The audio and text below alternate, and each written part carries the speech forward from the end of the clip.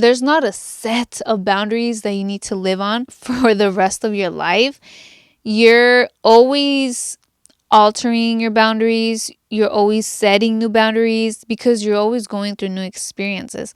I know recently I have set a couple boundaries, new boundaries, because we're still going through things and we're learning new things, because there might be something new that somebody did or said or just that happened that you don't like, and you're like, okay, well, I need to set a boundary towards this. And that's a way of you knowing that you need to set a boundary. When something kind of ticks you off and makes you feel some type of way, you're like, okay, well, I need to set a boundary so I stand up for myself the next time this happens. I know how to handle it instead of just getting mad or being quiet. Like, no, you're going to handle it a certain type of way, and you're going to let people know. That way they don't do that ever again, or somebody else doesn't do that again. You can set boundaries towards other people, with yourself, and there's really different types of boundaries. Like, the recent boundaries that I had set had a lot to do with one of my, I don't want to say job, but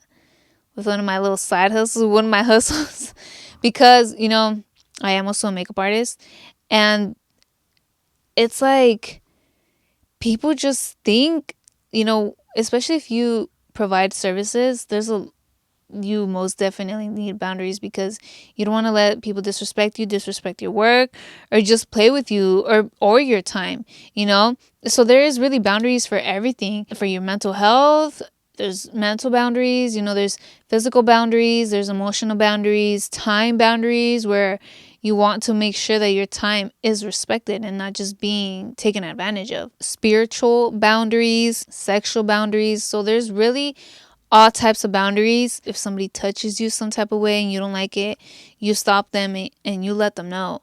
And when somebody is saying something mean towards you, hurting your emotional feelings, you also let them know. With whatever it is, you stand up for yourself and you set that limit of what you are going to allow and whatnot, and to a certain extent. Boundaries towards yourself are somewhat the same. I mean, yeah, somewhat the same. Like, for physical, it'd be like, hurting yourself. You don't want to hurt yourself. If you're like in a sport, you want to make sure that you don't push yourself to a limit where you get severely injured. It's kind of the same with anything. You can have any type of boundary towards yourself.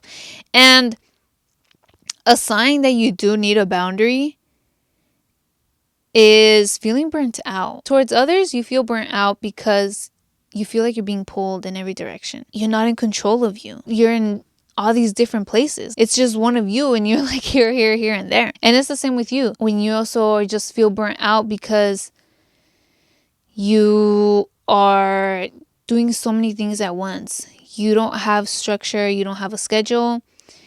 And you're just multitasking, but you're really just kind of bullshitting everything, because when you're multitasking, you're not really putting your all into one project. Let's say you're working on this and that, or you feel like you're working on this, but you're really not concentrated on that and giving it your all. So it's not really going to come out the best. It's not going to be the best work that you did. So that's where the boundaries for yourself come in, where you self-discipline in a way, and you make sure that you also don't push yourself so you don't feel burnt out. You don't want to push yourself too much, and set times for different things. That way you focus on one thing at a time, and you focus on one thing, execute it, on to the next, instead of just feeling burnt out and feel like you're doing so much work, but yet you're not really getting any work done. That was where I had to do a lot of work on, because I thought I was a great multitasker. And which I can, there's things where you can multitask, where you don't have to really give it too much focus. But I was just trying to do so many things at once, and I had to find this structure. I had to start a schedule, a routine, and not push myself. If I didn't get it all done, that's okay. I still gave it my all. It's fine if I didn't get to finish this project. I can continue working on it. If I didn't finish it, I'm like, okay, just it just wasn't meant to be. I might feel tired. I kind of lost like the spark for a bit, so I'll continue it tomorrow or another day where I'm full of energy and just wanting to do it and really wanting to execute it instead of just kind of bullshitting it. Just trying to get it done to get it done. Because it just makes you feel so drained having to work on so many things at once and not having structure. I love a routine. I love having a schedule. It just makes me feel organized. It makes me feel in place. And that's how you identify a boundary. If you feel burnt out, you need some type of structure.